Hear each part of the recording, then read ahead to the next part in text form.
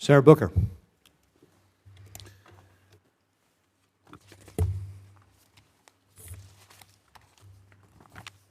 Thank you, Mr. Chairman. Ms. Garcia, I'm hoping we'll have an opportunity to sit down, and please understand that my anger right now is not directed towards you personally. It's directed to the administration that has utterly undermined what I believe is urgencies on the African continent that we are simply not addressing. They've deprioritized the continent, defunded critical bipartisan programs that we in this committee have worked incredibly hard on, and through their remarks and rhetoric have set our relationships with multiple African countries back and sent these African countries into the arms of Russians and the Chinese. Let me start by pointing out the outrage that it was reported that the Bureau of African Affairs senior bureau official, Nick Checker, sent an email to Bureau staff stating, and I'm going to quote here, "To put it bluntly, Africa is peripheral rather than a core theater for U.S. interests." That is utterly outrageous, that a continent that by 2050 will make up 1 out of every 4 human beings on the planet, and because of the aging populations in Asia, America, and Europe, will make up 1 out of every 3 working people, that is not a central strategic interest of the United States of America. On top of that, with critical mineral interests, with key global healthcare concerns, with the fact that we are only 4% of the globe's population, and our economy runs on the consumer practices of the globe, it is ridiculous that that is the perspective of representatives of this administration. The Trump administration's 2025 national security strategy devoted barely half a page to addressing the continent, and only did so in transactional economic terms rather than its strategic importance.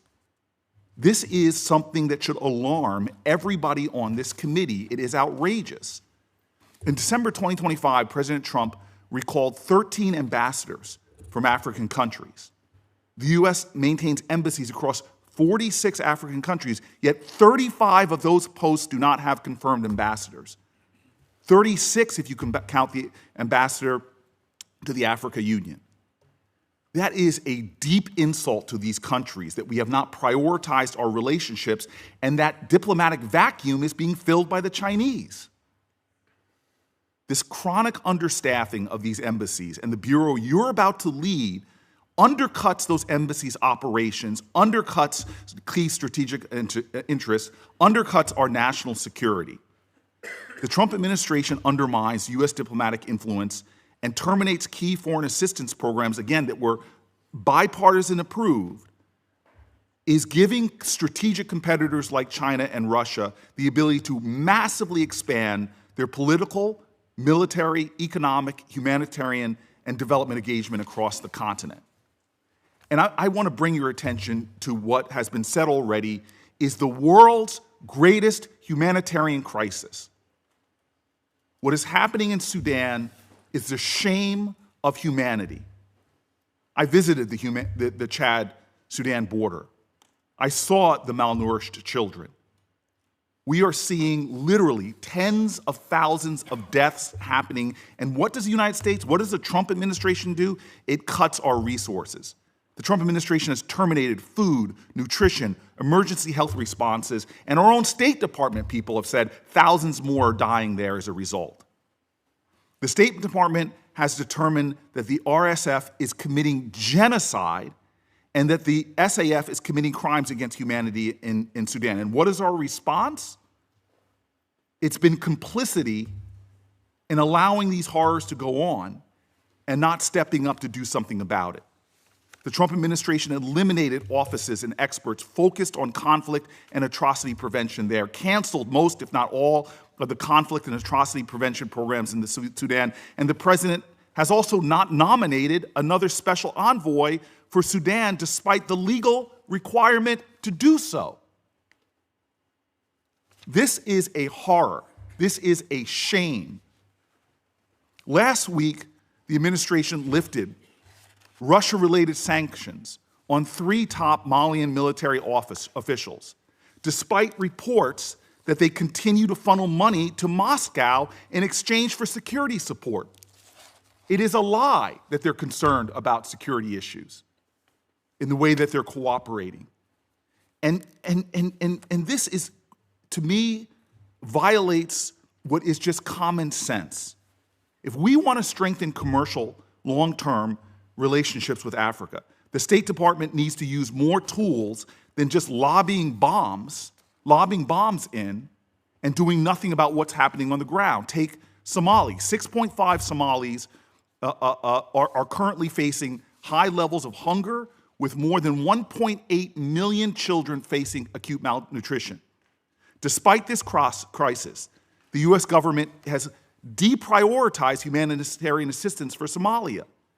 Since President Trump has taken office, he's ordered 168 strikes against armed groups in Somalia.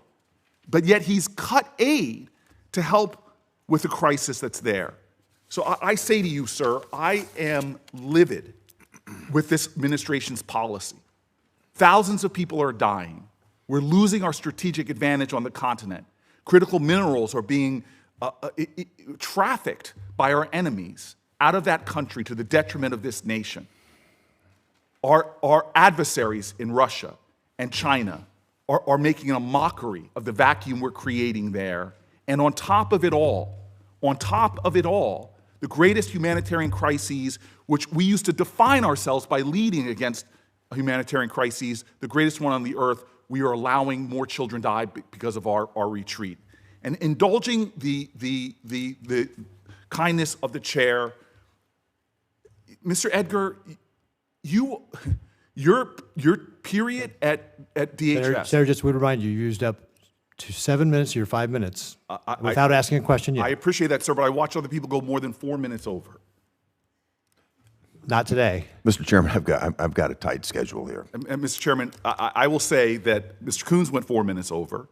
I will say that colleagues of mine did, and we've just wasted 30 seconds talking about that. I have one comment to finish, if I may. Okay, please finish. I appreciate that. What's happening at the Department of Homeland Security is a mockery, and it happened on your watch. When even their own Inspector General has talked about the systematic obstructing of any kind of oversight. There's so much horrors going on when people simply turn the other way and don't stare it in the eye. For you to say that there's no humanitarian violations going on in El Salvador, I think disqualifies you to be there. When our country sent human beings to a torture center that's well documented and you said nothing. That you can't even say when our own State Department has reported violations and that there are violations. I will tell you the greatest horrors in this world have been enabled by functionaries and bureaucrats that allowed things to go on without speaking up in a noble fashion that reflects the values of this country. Your performance here has been utterly inadequate, and there's just no way you should be the ambassador of that nation. Thank you, Mr. Chair. Senator Haggerty. Thank you, Mr. Chairman.